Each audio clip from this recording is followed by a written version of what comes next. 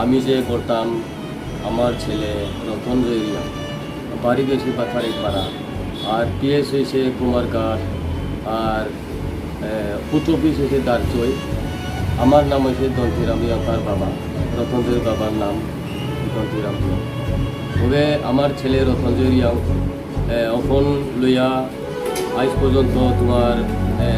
7-8 মাস চলতেছে তবে কোনখানে আছি কোনখানে নাই আমি এটা বলতে পারতাম না তবে মন জ্বলিয়া আমি এরকম ভিডিও করছে এটা লাগে যে কোনোখানে যদি থাকে খবর পাওয়ার জন্য আছে বা নাই এই কথা আমরা খবর পাওয়ার জন্য আমি বললাম তবে যেখানে জায়গা আছে কইয়া যদি জানে তবে আমি আমি বেশি পারতাম না কিছু মনের মতো যদি না পারলেও আমি টাকা পয়সা কিছু দেওয়ার মতো আমি চেষ্টা করতে পারবো।